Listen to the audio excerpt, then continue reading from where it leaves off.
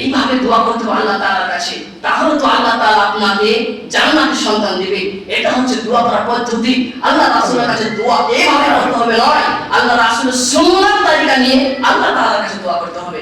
বর্তমান সমাজে ছেলে সন্তান দুনিয়াতে আসলে আমাদের রাস্তা খুলে যায়, বিভিন্ন তরিকা রাস্তা খুলে যায় দোয়া করার জন্য, কিন্তু দেনেওয়ালা একজন, দোয়া করনেওয়ালা অনেকজন। বহুতই রাস্তা খুলে যায় দোয়া করার জন্য।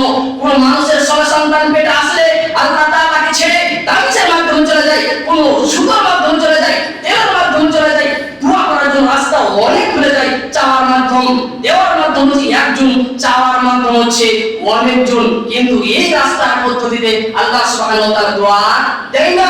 কোন ওয়ালির কাছে গেলে দোয়া কবুল হয় না, কোন পীরের কাছে দোয়া করলে দোয়া কবুল হয় না, তাবিজ করলে দোয়া কবুল হয় না। দোয়া কবুল হতে হবে রাতে তাহাজ্জুদের সময় ইশারা করে সিজদায় পড়ুন, আল্লাহর কাছে দোয়া করুন, রব্বানা হাব লানা মিন আজওয়াজিনা ওয়া যুররিয়াতিনা কুররাতা আ'ইউন ওয়াজআলনা লিল মুত্তাকিনা ইমামা। আল্লাহ তুমি আমার আদর্শ স্ত্রী বানিয়ে দিন, আমার স্ত্রীকে, আমার সন্তানদেরকে এমন করে দিন যেন তাদের দেখলে চোখ শীতল হয়ে যায়, যেন তাদের দেখলে মনটা ঠান্ডা হয়ে যায়। আপনি আমার স্ত্রী সন্তানদেরকে আদর্শ করে দিন।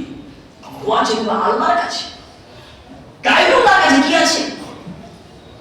গায়রুল্লাহ করলে আপনি ইহকালে তো পথভ্রষ্ট হবেন, পরকালে তো আল্লাহ আপনাকে এমন জায়গায় রাখবে, এমন জায়গায় রাখবে, সবথেকে নির্দিষ্ট জায়গা, যেটাকে শরীক করা হয় আল্লাহর সঙ্গে। সবথেকে বড় গুনাহটা ওগুলো নোংরা রাস্তা থেকে